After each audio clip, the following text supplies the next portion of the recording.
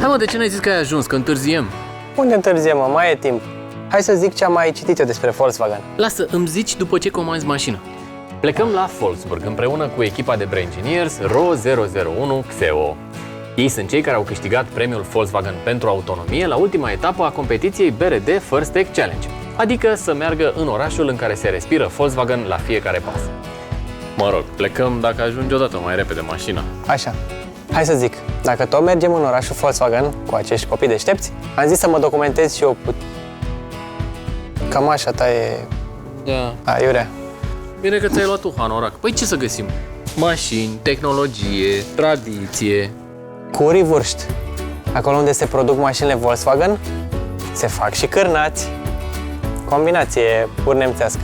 Mergem? Mă rog, dacă nu ajunge mașina mai repede, nu mai mergem nicăieri.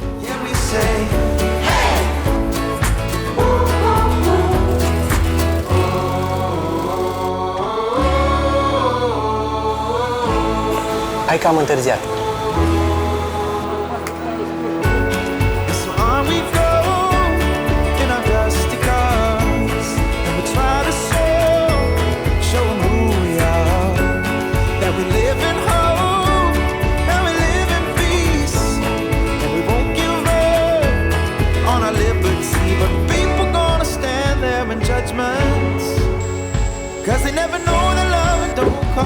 Un brain engineer, 2 brain engineer, 3 brain engineer. Hai, lasă numărătoarea și hai să mergem.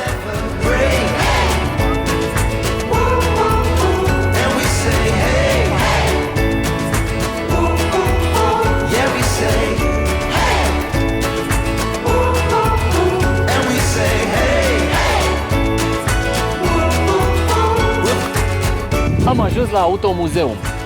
Stiftung Automuseum Volkswagen. A fost deschis în 1985 și este unul dintre cele două muzee dedicate istoriei Volkswagen din Wolfsburg. Știi care e al doilea? Automuseum 2. Nu. Autostadt. Trecem și pe acolo, dar poi mâine. Până atunci, haide să vedem ce este interesant aici. Și pe unde se intră? Aici.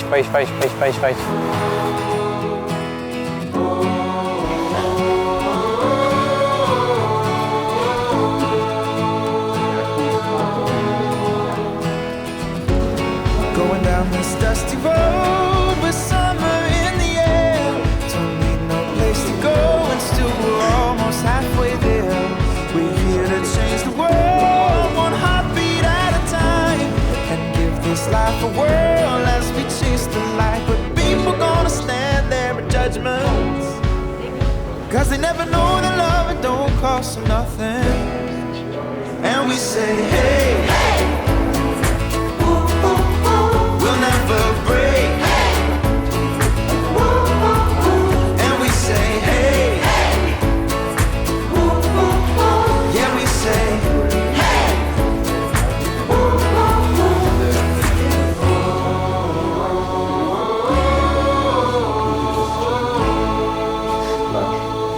Ce ți-a plăcut ție în camera asta cel mai mult?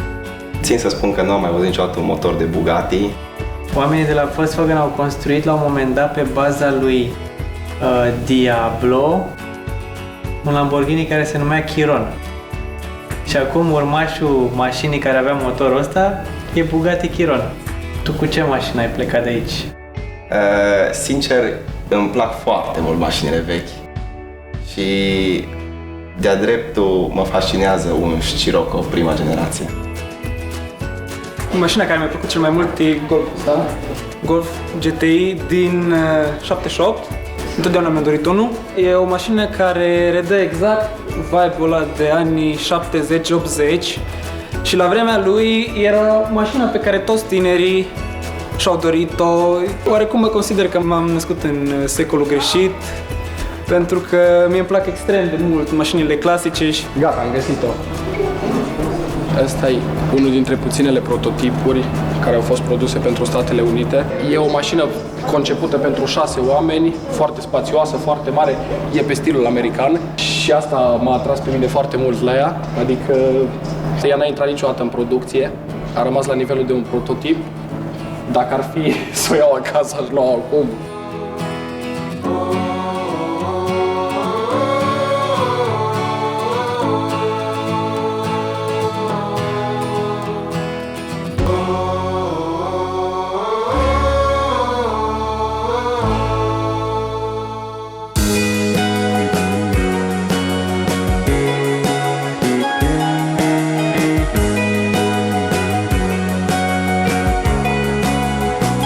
Did you have to lose your job?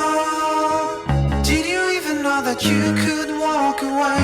Did you even try to stop? O prezentare interesantă cu o temă cel puțin de viitor. Mai ales că a venit un adevărat inginer al Volkswagen să vorbească cu noi. Ne-a prezentat puțin procesul de digitalizare și ne-a prezentat diferențele dintre automatizare și digitalizare. Vorbim aici despre niște probleme pe care le întâmpinăm și noi. Nevoia asta de digitalizare pe care o avem în epoca în care trăim e profundă și ajută mult la eficientizarea proceselor într-o companie, cum o să fim și noi. Prin procesul ăsta de digitalizare, ei tocmai asta vor să preconizeze ce erori pot să apară și prezenta un exemplu, că vor să știe cu 12 ore înainte să se strice ceva ca să poată acționa. Pe mine m-a contrariat faptul că a zis că automatizarea benzii de producere s-ar putea opri la 30%. Eu cred că putem merge mai departe. Un proces complet automatizat nu dăunează nimănui. A vorbit într-adevăr despre niște limite care trebuie să existe, însă poate să împingă limita mai departe. Nu sunt, cel puțin, total de acord cu automatizarea permanentă, dar este o opinie foarte interesantă să avem roboți care pot să gândească singuri și care pot să afle problemele, să le transmită mecanicilor și să remedieze toate astea într-un timp foarte scurt. Clar, astăzi am învățat cum să ne organizăm pe o structură semi-tehnologizată și cum să putem îmbunătăți toate procesele care nu sunt destul de eficient făcute de om. Până la urmă, tehnologia a fost construită în ideea în care ea ajută oamenii să meargă mai departe, dar nu îi înlocuiește.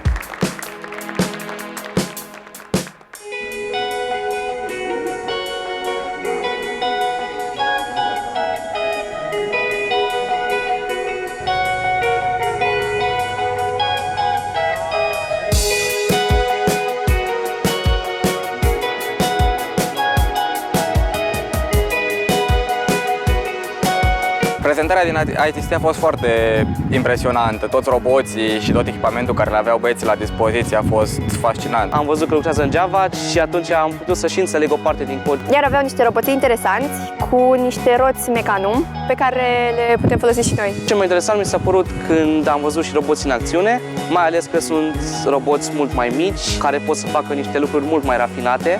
Probabil principala problemă care am întâmpinat-o și noi și ei a fost cea de manipulare a datelor. Am văzut la ei că au folosit alte tehnologii, cum ar fi transmisia prin Bluetooth. Au fost niște asemănări între challenge-urile pe care le-au întâmpinat ei cu ale noastre și e foarte relatable. Brațul robotic mi-a plăcut foarte mult, mai ales că avea o formă umanoidă. Puteai să adaugi și o mână și puteai să controlezi degetele foarte, foarte fin. Eu zic că am avut foarte multe de învățat de la ei, având în vedere că sunt și mai experimentați pe domeniul ăsta și ne-a ajutat foarte mult să înțelegem de fapt cum ar trebui să lucrăm ca să ajungem la un proiect final. Ne pregătim de un curs intensiv în fabrica Volkswagen. E top secret. Nu o să putem filma la interior, dar îi lăsăm pe Braingenier să povestească după. Nu vă faceți griji. Fabrica a fost o experiență inedită. Modalitatea pe care au găsit-o de a prezenta întreaga fabrică este foarte interesantă prin acest Golf 5 care tractează după el două vagonete. Mi s-a părut o modalitate foarte bună de promovare, fiind atât de bine pus la punct și fiind atât de bine organizat. Au avut de prezentat în jur de o oră jumate toate etapele producerii unei mașini. Când am intrat, nu mi-am dat seama exact ce sunt, după care am trecut pe lângă vreo 3 și am realizat că sunt de fapt prese.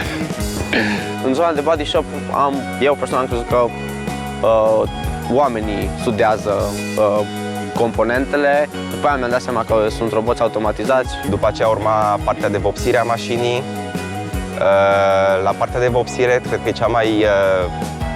cea mai pretențioasă Ni s-a spus că în jur de 80% este rata de succes la vopsire, deci acolo s-ar putea pierde mult.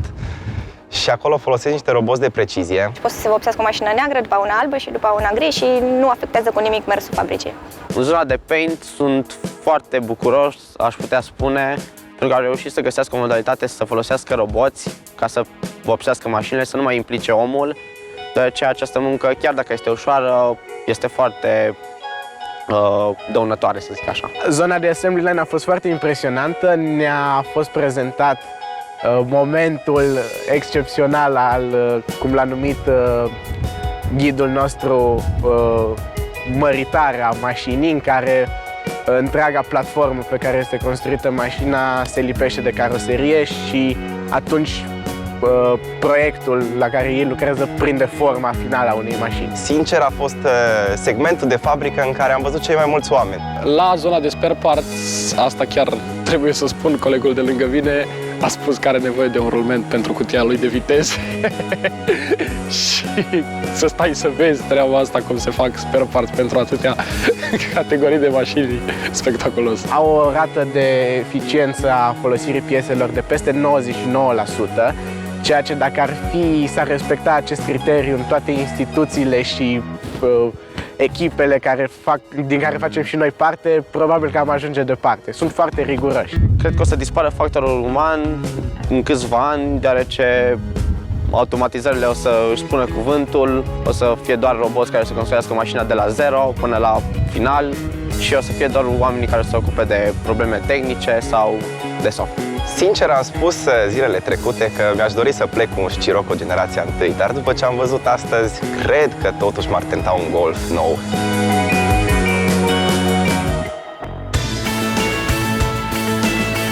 Hai că am ajuns la Automuzeum 2. Adică Autostadt.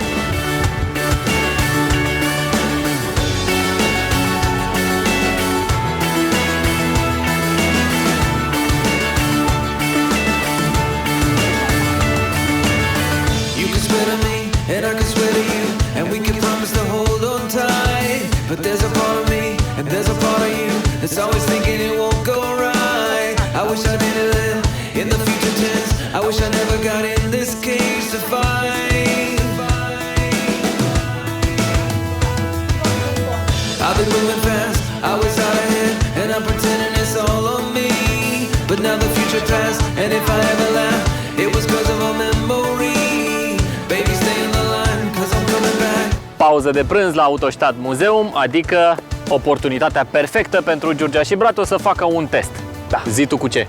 Volkswagen Golf GTI TCR, 290 de cai, disponibilă exclusiv automat. Am înțeles. Alte extra opțiuni? Desigur. Braingineers. Plimbarea a fost și amuzantă și impresionantă, deoarece eu pe YouTube am văzut test drive-uri și mi se părea că e ok, se plimbă cu mașina cum nu se plictisesc. Când m-am urcat în mașină și am văzut cât de mișto e să fii într-o mașină așa performantă, mi-am schimbat total părerea. Baby, stay in the line, 'cause I'm coming back. I wanna get lost inside your sea and let the future abandon me. Ziua a început cu vizita la un muzeu de autoturisme care cuprindea atât autovehicule făcute de Volkswagen și prietenii, cât și autovehicule ale concurenților. Am văzut începuturile industriei de automobile, totul s-a născut aici, în Germania. Am văzut câteva mașini pe care le-am găsit pe internet și mă gândeam că nu o să le văd niciodată și uite, a venit ziua de azi și am reușit să fiu la nici 2 cm de ele. Am văzut un Volkswagen XL1, o mașină care era gândită pentru a scoate un consum de sub 1 litru la 100 de kilometri. La zona de Bugatti, la intrare, am văzut motorul pe care l-am văzut și în prima zi la muzeul Volkswagen. Am fost un pic șocat de faptul că era îmbrăcat în argint și se reflecta foarte mult și nu știam ce se întâmplă. Bugattiul Veyron este spectaculos, e o mașină bijuterie, îl iei să-l ții în vitrină. Lamborghini-ul a fost mai impresionant, mai ales partea în care așteptai și la un moment dat se întoarce mașina, apare dintr-o dată. Experiența în simulator a fost foarte autentică. Se simțeau vibrații, trepidații, feedback-ul din partea mașinii era foarte autentic. Am zis, ok, mă descurc, am condus roboți, ce mi-e un simulator?